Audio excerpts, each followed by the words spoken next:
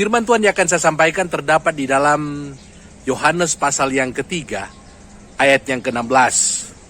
Firman Allah berkata, "Karena begitu besar kasih Allah akan dunia ini, sehingga Ia telah mengaruniakan anaknya yang tunggal, supaya setiap orang yang percaya kepadanya tidak binasa, melainkan beroleh hidup yang kekal." Kebenaran firman Tuhan ini mengingatkan kepada kita bahwa Allah benar-benar mencintai saya dan saudara. Itu Dia buktikan dengan Dia mengaruniakan anaknya yang tunggal, yaitu Tuhan Yesus Kristus, yang sangat Dia kasihi, untuk mati di atas kayu salib, menanggung dosa-dosa saya dan saudara. Ini merupakan bukti bahwa Allah benar-benar mencintai saya dan saudara. Sekarang bagaimana respon kita sebagai orang yang percaya? Karena Allah benar-benar mencintai saya dan saudara, apa yang harus kita lakukan?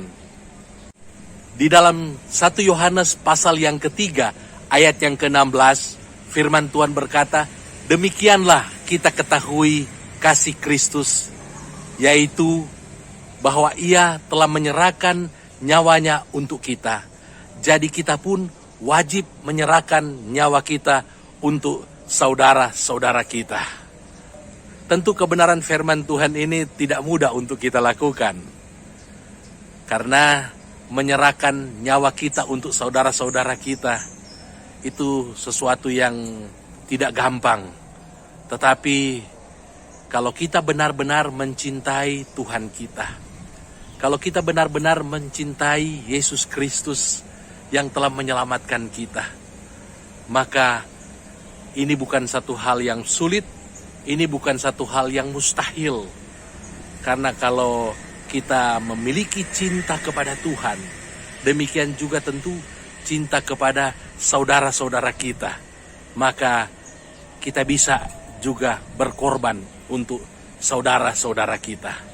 Hal ini sudah terbukti di dalam kehidupan daripada para rasul.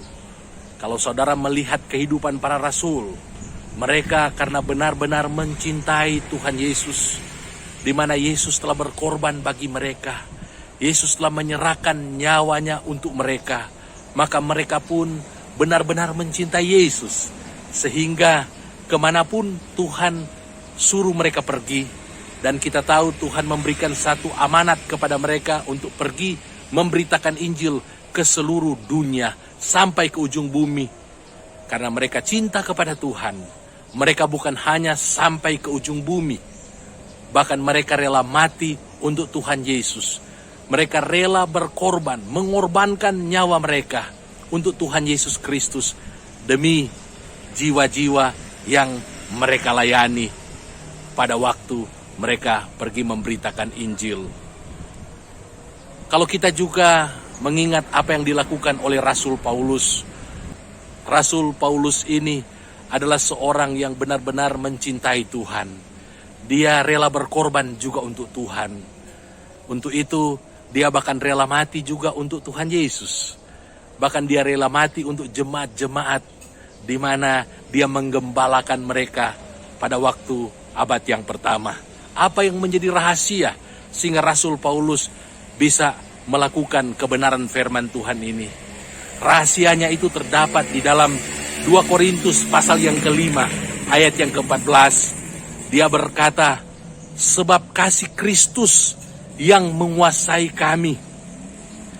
Dia menyadari bahwa kasih Kristus sudah menguasai kehidupannya.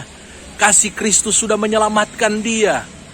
Bagaimana dia seorang yang berdosa, bagaimana dia seorang yang buta secara rohani, di mana dia menganiaya umat Tuhan, dia menutup rumah-rumah ibadah, bahkan dia juga menjadi pemimpin pada waktu anak buahnya mereka melempari dengan batu yang namanya Rasul Stefanus.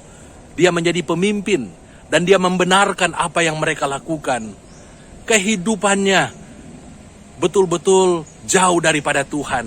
Kehidupannya benar-benar tidak memuliakan Tuhan. Tetapi ketika dalam perjalanan menuju ke Damsyik, dia bertemu dengan Tuhan. Ada satu cahaya dari langit, dan Tuhan bertanya kepada dia, "Saulus, Saulus, mengapakah engkau menganiaya aku?" Dan singkat cerita, setelah itu dia bertobat, dan akhirnya dia memenuhi panggilan daripada Tuhan untuk pergi memberitakan Injil.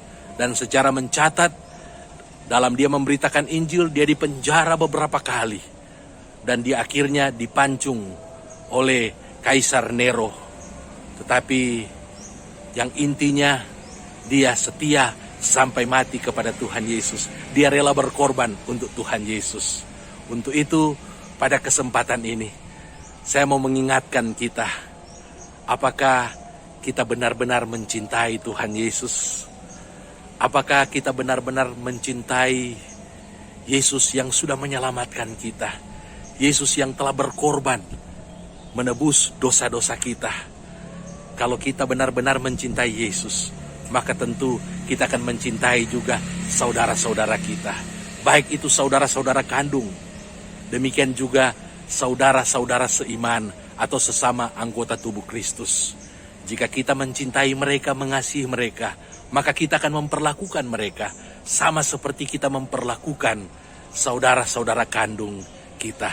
Di mana ketika mereka memiliki pergumulan, mereka memiliki kebutuhan-kebutuhan, baik itu kebutuhan secara ekonomi, kita yang memiliki berkat, kita bisa membagikan kepada mereka. Ataupun kalau mereka tidak memiliki tempat tinggal, kita bisa memberikan tumpangan kepada mereka yang tidak memiliki tempat tinggal. Ataupun ketika kita lihat mereka jatuh dalam pencobaan, tentu kita akan mendoakan mereka. Kita akan menuntun mereka kepada kebenaran. Banyak hal yang bisa kita lakukan untuk saudara-saudara, baik saudara kandung kita, demikian juga saudara seiman kita. Kalau kita benar-benar mencintai mereka, maka saya percaya kita bisa melakukan apa saja untuk mereka. Di dalam firman Tuhan ini, kita diminta untuk berkorban nyawa kita.